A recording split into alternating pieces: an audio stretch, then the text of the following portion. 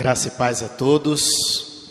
Mais um domingo, hoje ao vivo, graças a Deus. Logo, já com algumas pessoas, vamos poder cultuarmos ao nosso Deus juntos aqui na nossa igreja. E eu gostaria de convidar você a abrir sua Bíblia comigo, lá na carta de 1 Pedro. Nós leremos no capítulo 1, do versículo 17 até o versículo 21. 1 Pedro 1, de 17 a 21. A palavra do Senhor, ela diz assim: uma vez que vocês chamam Pai aquele que julga imparcialmente as obras de cada um, portem-se com temor durante a jornada terrena de vocês, pois vocês sabem que não foi por meio de coisas perecíveis, como prata ou ouro, que vocês foram redimidos da sua maneira vazia de viver, transmitida por seus antepassados, mas pelo precioso sangue de Cristo, como de um cordeiro sem mancha e sem defeito, conhecido antes da criação do mundo, revelado nestes últimos dias, nesses últimos tempos, em favor de vocês. Por meio dele, vocês creem em Deus, que o ressuscitou dentre os mortos e o glorificou, de modo que a fé e a esperança de vocês estão em Deus. Vamos orar? Feche seus olhos, vamos falar com o nosso Deus. Pai, obrigado por estarmos aqui hoje. Obrigado por todos aqueles que estão neste momento também em suas casas, reunidos, para juntos cultuarmos ao Senhor, ó Pai. Nós te pedimos, ó Deus, que agora, após o louvor, o Senhor abra o nosso entendimento, agora que vamos ouvir a Tua palavra, que o Senhor abra o nosso coração, para que possamos ser transformados. Fala conosco, ó Deus, que o Teu Santo Espírito use a minha vida, pois é no nome de Jesus que eu oro e agradeço. Amém. Queridos, muitas vezes o que nós precisamos na vida é de um empurrãozinho, né? Algo que nos motive a sair do lugar. Por exemplo, eu creio que nos últimos anos eu ando meio sedentário em relação a esportes, mas eu fui desafiado, ou fui motivado há algum tempo atrás, a voltar a jogar bola, e como isso foi muito bom para mim, né? Para quem não sabe, apesar da minha altura, eu sou goleiro, e quando eu vou jogar bola, eu fico lembrando de quando eu tinha os meus 18 anos de idade, em que eu voava. Olha, apesar de ser magrinho, apesar de ser baixinho, eu era um bom goleiro. E quando eu jogava, eu voava, eu me imaginava no gol do Flamengo. Eu imaginava no gol da seleção brasileira, ganhando títulos, mas principalmente no Flamengo. Títulos brasileiros, Libertadores, Campeonato Mundial. Como eu sonhei com isso. Mas Deus tinha outros planos, eu não cresci, né? Fiquei baixinho. Deus tinha outros planos, que eu estivesse aqui hoje pregando a sua palavra. Mas quando eu vou jogar bola, a minha mente, ela pensa que ela consegue fazer aquilo que eu fazia com 18 anos. O meu corpo, ele já não acompanha mais. Mas tem sido um tempo muito gostoso, né? Mas tem algumas coisas que mesmo com motivação, para mim é muito difícil. Quando alguém diz para mim: pastor, vamos correr, eu não sei porquê, eu queria gostar de correr, mas eu não consigo correr, eu acho chato correr, nada contra quem corre, eu queria muito correr, mas eu não consigo, né? Já fazer academia para mim é muito mais difícil, eu sou daqueles que paga e não vai. Você já viu aquela pessoa que vai na academia, ela faz a matrícula dela na academia, ela vai 1, 2, 3 vezes, talvez um mês, faz um plano de 6 meses e não volta mais. Bem, isso sou eu, né? E hoje nós estamos na nossa 6ª mensagem nessa carta, nessa epístola de Pedro, E na nossa última mensagem, nós começamos a falar sobre santidade. E em 1 Pedro, do versículo 13 ao versículo 16, não vamos ler agora, o apóstolo nos chama a uma vida santa, à luz de tão grande salvação que nós recebemos de Deus. Então ele nos chama a uma vida santa.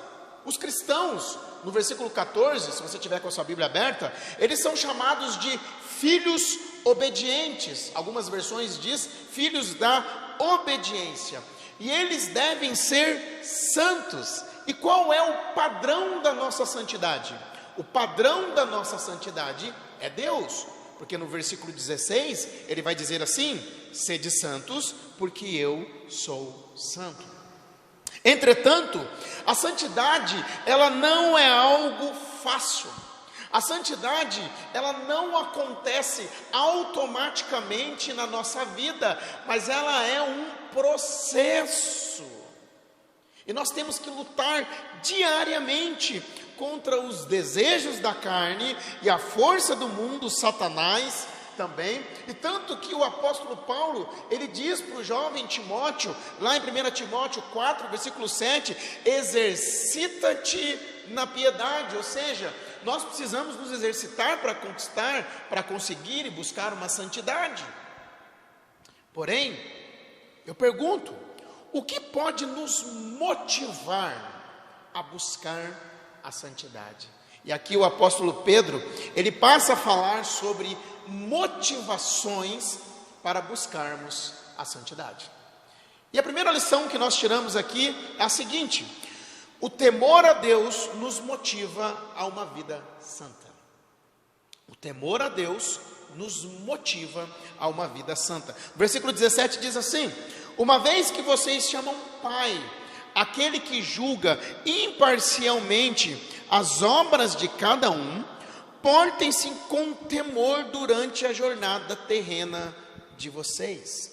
Pedro nos lembra que quando nós agimos corretamente, quando nos esforçamos para uma vida santa, estamos demonstrando que tememos ao nosso Deus. E ele nos mostra pelo menos alguns motivos para este temor. E qual é o primeiro deles? É que nós temos um Pai justo. Ele começa dizendo que nós temos um Deus, e o nosso Deus, ele é o nosso Pai. No versículo 13, ele já tinha dito que nós éramos filhos obedientes, e agora ele fala que nós temos um Pai, mas nós também devemos nos lembrar o seguinte, que o nosso Pai Celestial, ele também é juiz. Ele é juiz de toda a terra, e como juiz, ele não é parcial, ele não é corrupto, e ele não vai tratar alguns de um jeito, e outros de outro jeito. Ele não aceita suborno para livrar a nossa pele. E o texto aqui diz que ele julga imparcialmente as obras de cada um. A nossa tendência aqui, quando nós lemos de imediato, é pensarmos no julgamento futuro, porque vai haver um dia em que nós, como cristãos, nós vamos comparecer diante do tribunal de Cristo para recebermos conforme as nossas obras. Lá em 2 Coríntios 5, versículo 10, diz isso. Diz assim: pois todos nós devemos comparecer perante o tribunal de Cristo, para que cada um receba de acordo com as obras praticadas por meio do corpo, quer sejam boas, quer sejam más.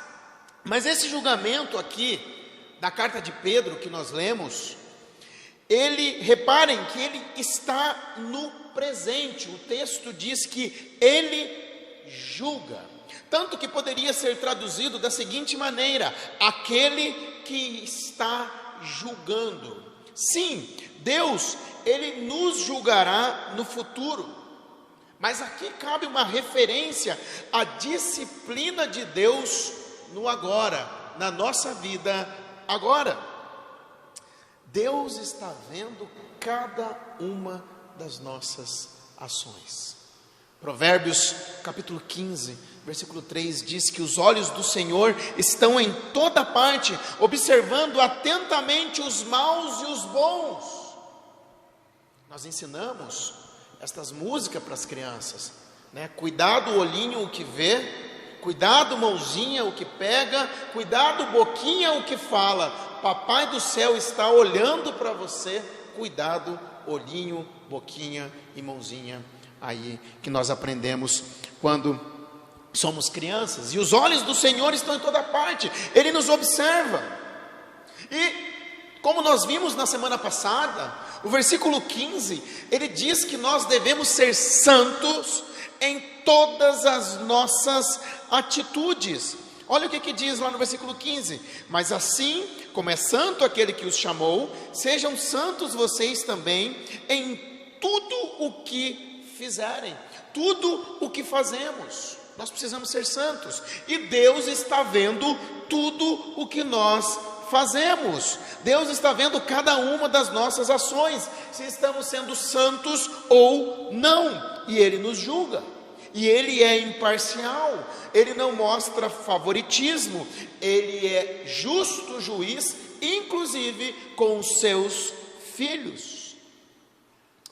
Queridos, eu não sei quanto a você, mas olhando para esse texto, me leva a avaliar a minha vida e as minhas ações. Porque sim, o nosso Deus é um Deus gracioso, nós somos salvos pela graça, sim, Ele é um Pai, mas de repente nós estamos lendo a palavra de Deus e nós estamos vendo que o nosso Deus também é um juiz que também nos julga. E qual é o propósito de sabermos que Deus é nosso Pai e nosso juiz? Isso deve nos levar ao temor. Isso deve nos levar, portem-se com temor durante a jornada terrena de vocês. Percebam aqui que o apóstolo Pedro, ele traz um tom pastoral e mostra aqui uma preocupação com o comportamento dos seus leitores. Ou seja, portem-se com temor durante a jornada terrena de vocês. Ele volta a falar aqui que nós somos peregrinos neste mundo, nós somos estrangeiros, nós estamos aqui peregrinando, mas nessa jornada, enquanto nós estamos aqui neste mundo, nós devemos nos portar com temor. E temor aqui, apesar de muitas vezes a palavra temor, ela também trazer a mesma ideia de medo. Temor aqui, ele não é um medo doentio de Deus. Temor aqui, portar com temor aqui, é uma reverência e respeito devidos a Deus. Na prática é mais ou menos assim. A Bíblia diz que Deus é nosso Pai, mas Ele também é o nosso juiz, que vê todos os nossos atos e os julga. Por isso, precisamos ser santos em tudo o que fazemos. E o temor nessa caminhada é o quê? É de um sadio assustar-se em vista do acerto de contas diante de Deus. É igual um filho que sabe que o seu pai pode castigá-lo por algo errado que ele fez. Eu ainda me lembro, quando criança, meu pai trabalhava na Ródia, lá em São José dos Campos. Ele fazia turmas, e às vezes eu bagunçava durante o dia, e eu sabia que meu pai ia chegar. E sabe quando você tem aquele medo, que você sabe que você vai ter que ajustar as contas com o seu pai, talvez com a sua mãe também. Eu já passei isso muito com a minha mãe também, em que eu tive que ajustar as contas com os dois. Mas qual é a diferença de medo e de temor? O medo, ele nos faz fugir, ele nos faz esconder dos nossos pais e do nosso Deus. Mas o temor, ele nos faz nós abraçamos os nossos pais e sabemos que seremos castigados, mas nós os abraçamos porque nós os amamos. Quantas vezes eu já experimentei isso com os meus filhos também, na hora de discipliná-los, eles não saem correndo, mas eles me abraçam sabendo que serão castigados. Este é o temor que deve existir na nossa vida, durante a nossa jornada aqui na terra, para com o nosso Pai Celeste. O nosso Pai é um justo juiz. Ele está vendo todas as nossas ações, os olhos dele estão em todos os lugares, e Ele é um Pai imparcial. Dentro da igreja, Deus não tem filho preferido, e isso nos faz pensar em como têm sido as nossas ações, e isso em tudo que fazemos. Como que está o meu casamento, como que está o meu namoro, se é um namoro santo ou não, o meu trabalho, se eu tenho me portado, os meus estudos, como eu tenho sido como filho, como eu tenho sido o meu linguajar, a minha vida e tantas outras coisas. Sabe por quê? Porque de Deus nós não escondemos nada, nós não escondemos, nós precisamos temer a mão do nosso Pai, ela pesa. O apóstolo Paulo, quando ele está falando sobre a Santa Ceia, lá em 1 Coríntios, eu faço questão de sempre ler esse texto, quando nós vamos participar da ceia, porque ele diz o seguinte, lá em 1 Coríntios 11, de 28 a 32, ele diz o seguinte: examine-se o homem a si mesmo, então coma do pão e beba do cálice. Pois quem come e bebe sem discernir o corpo, come e bebe para a sua própria condenação. Por isso há entre vocês muitos fracos e doentes, e vários já dormiram. Dormir aqui é uma referência à morte. Mas se nós nos examinássemos a nós mesmos, não receberíamos juízo. Olha só, é crente recebendo juízo. Quando, porém, somos julgados pelo Senhor, estamos sendo disciplinados para que não sejamos condenados com o mundo. O Senhor castiga o seu povo. O Senhor castiga aqueles a quem Ele ama, para levá-los de volta a um comportamento reto. Nós temos vários exemplos assim nas Escrituras. Mas Ele envia muitas vezes, ou algumas vezes, até mesmo a morte para alguns da igreja, como o texto aqui diz, para que não mais envergonhe o seu nome. Sabe quando o filho está fazendo uma bagunça, e o pai vai lá, tira o filho da bagunça e traz ele para perto de si, fala: você vai ficar aqui comigo? Muitas vezes Deus, Ele disciplina, Ele julga alguns dos seus filhos, e estes podem pagar até com a morte, mas Deus traz eles para perto dele. Isso me faz pensar, como que eu tenho vivido? Como que tem sido a minha vida? Se eu temo a Deus, sabendo que Ele, apesar de Pai, mas Ele também pode me disciplinar. É por isso que o temor, quando eu temo a Deus, isso me leva à santidade, porque faz pensar que eu tenho um Deus que também é juiz, e um juiz imparcial, um juiz justo e santo. Segunda lição: o reconhecimento do sacrifício de Cristo também nos motiva a uma vida santa. Pedro continua afirmando que os que vivem neste mundo para servir ao Senhor viverão de modo a honrá-lo com as suas vidas. Mas por que eles farão isso? Então ele passa a falar sobre o sacrifício de Cristo. Olha o versículo 18, o que diz? Pois vocês sabem que não foi por meio de coisas perecíveis como prata ou ouro que vocês foram redimidos da sua maneira vazia de viver, que lhes foi transmitida por seus antepassados. Naquele contexto em que o apóstolo Pedro escreve, era o contexto do Império Romano. E no Império Romano, alguns chegam a dizer que havia até milhões de escravos.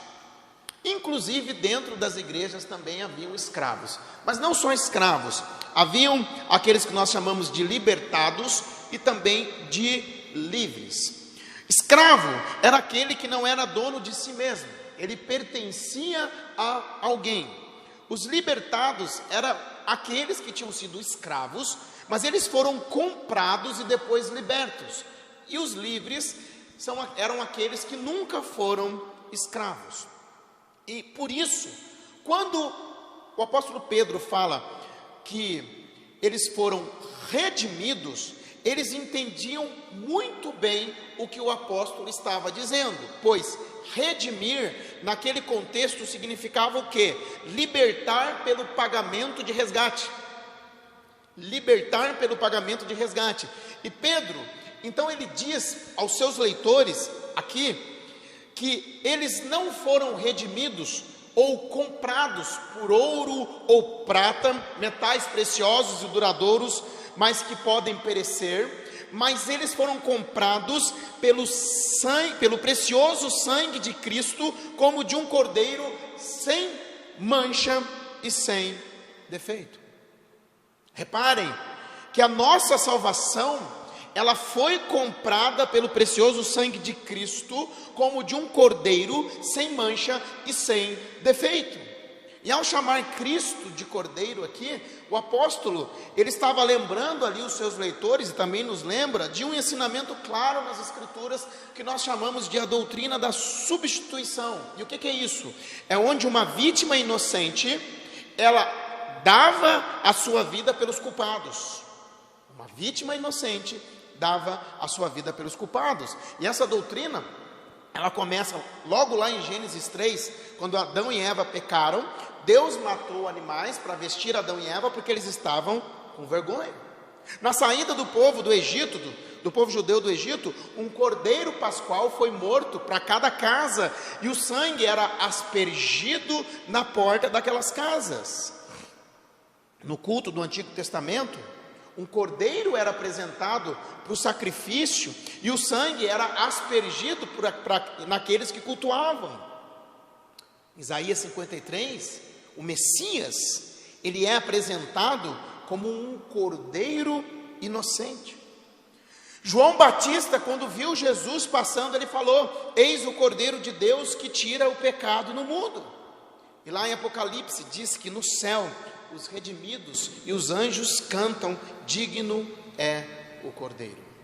Ou seja, essa fala sobre o Cordeiro de Pedro, ela nos remete à cruz, onde Cristo morre em nosso lugar. Cristo, que era inocente, sem pecado, morre em nosso lugar, e o seu sangue é derramado.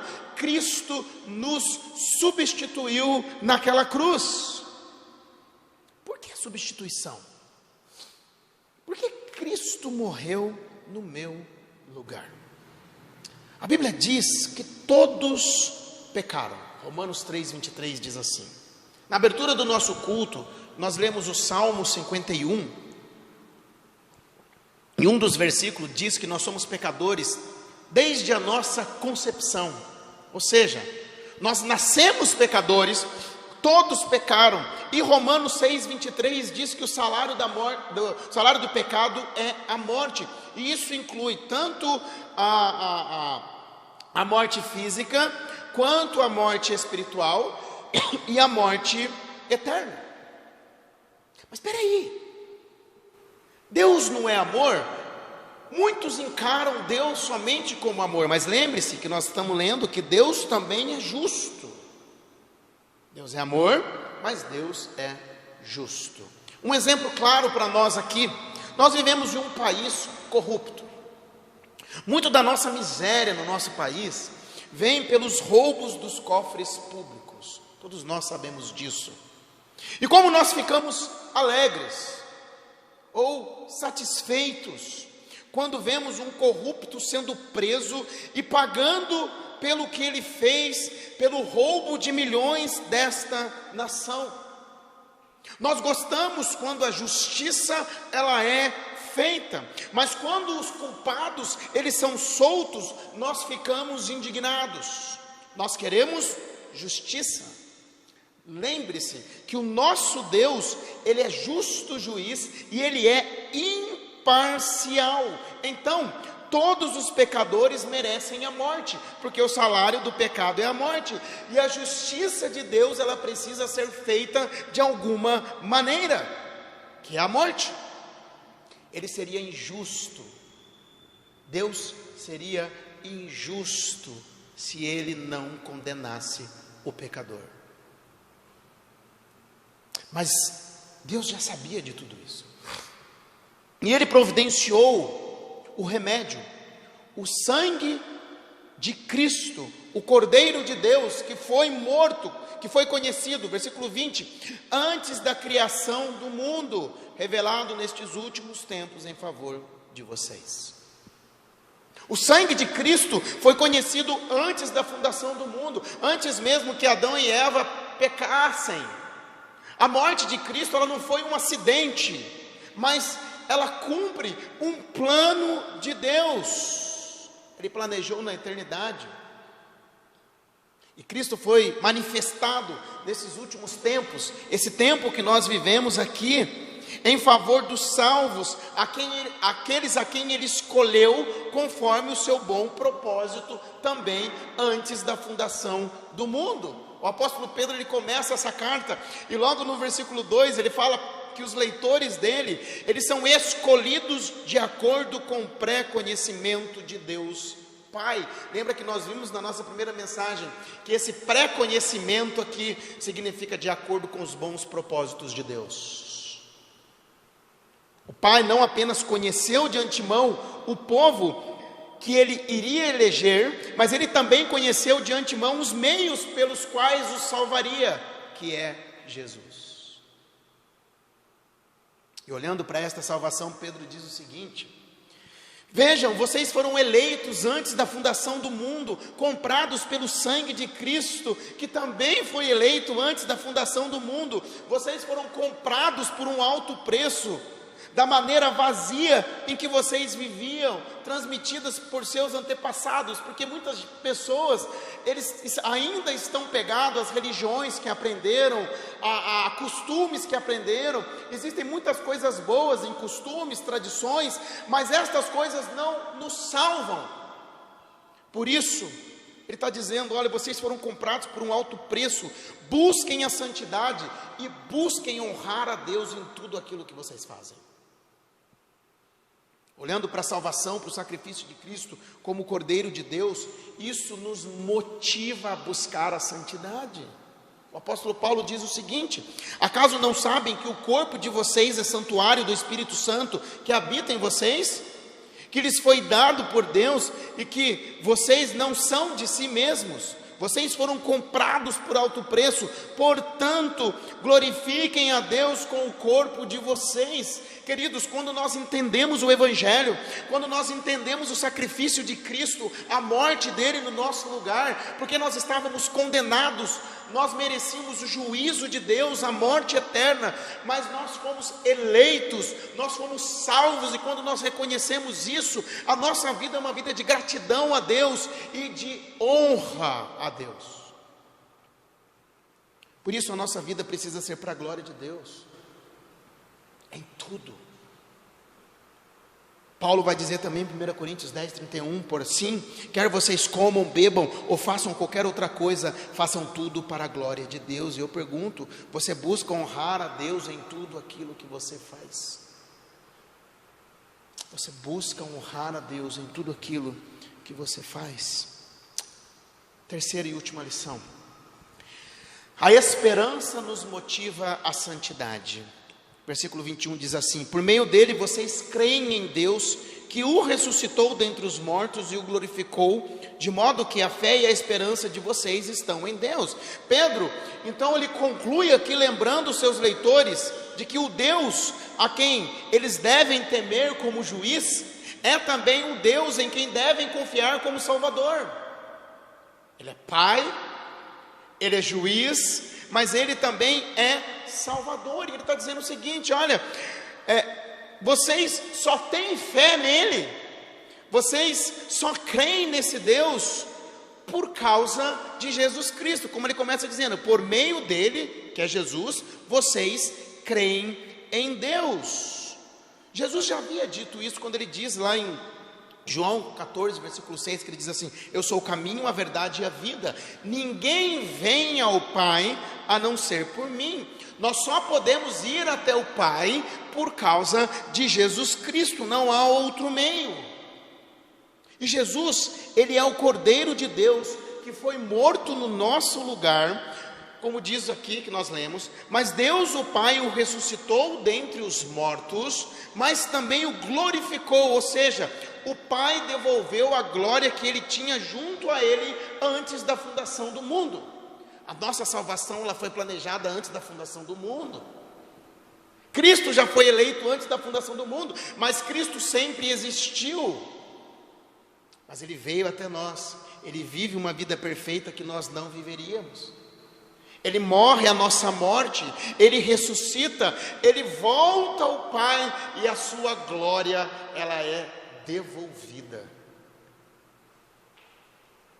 A obra vitoriosa de Cristo, meus amados, ela nos dá confiança para colocarmos a nossa fé em Deus com total e segura confiança, porque Ele diz assim: de modo que a fé e a esperança de vocês estão em Deus. Logo, a nossa santidade, ela tem um propósito: honrar e glorificar ao Deus que nos salvou, enquanto caminhamos aqui nesta terra, até o dia em que chegaremos ao novo céu e também nova terra. Mais uma vez Pedro nos faz olhar para cima, Pedro nos faz olhar para o nosso Deus. Nós agimos conforme a nossa esperança. O cristão, ele precisa agir conforme a sua esperança. E a sua fé e esperança precisam estar em Deus. E só as temos, a fé, a esperança, por causa de Jesus Cristo, o Cordeiro de Deus que morreu em nosso lugar, que o Pai ressuscitou. Então a nossa fé, ela não é uma fé no nada, ela não é um tiro no escuro. Nós temos uma fé segura. Nós temos uma fé segura. E o entendimento de quem nós éramos, que nós merecíamos a punição eterna, mas que Deus nos salva através da morte do seu Filho em nosso lugar. Isso nos traz esperança, mas também nos motiva a vivermos uma vida santa. Uma vida santa. E talvez muitos não consigam mudar de vida, muitos não conseguem deixar as suas práticas pecaminosas, porque eles ainda não entenderam corretamente o Evangelho. O que é o Evangelho? Essa morte de Cristo substituindo a nossa morte na cruz. E por isso que essas pessoas precisam destas práticas, porque elas não têm uma esperança verdadeira, mas elas têm uma falsa esperança, falsos ídolos. E elas precisam erguer estes ídolos nos seus corações. E eu pergunto para você: onde está a sua esperança? O que nos motiva a santidade? Temer a Deus, o reconhecimento do sacrifício de Cristo em nosso lugar, como Cordeiro de Deus que derramou o sangue precioso, e a fé e a esperança que temos em Deus. Que possamos meditar se realmente tememos a Deus. Você teme a Deus? Você teme a mão de Deus? Sim, Deus é amor, Ele é Pai, mas Ele também é justo juiz e Ele é imparcial, e Ele nos disciplina. Se for o caso, peça perdão a Deus. Peça perdão a Deus para que você viva uma vida santa e que você tema esse Deus a quem você segue. Nós precisamos temer ao nosso Deus, mas muitas vezes nós estamos indiferentes ao nosso Deus. Você teme a Deus? Medite na sua salvação, medite no sacrifício de Cristo, na morte de Cristo no seu lugar, a punição que você merecia, medite nela.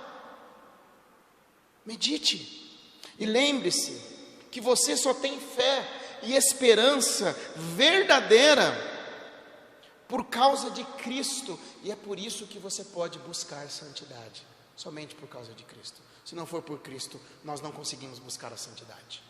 Se for por nós mesmos, nós não vamos conseguir. Nós vamos cansar, nós vamos ficar tristes, nós vamos começar a achar que esse negócio de Bíblia aqui é um negócio chato, eu não quero saber. Igreja é um lugar que só tem regrinhas, eu não quero saber.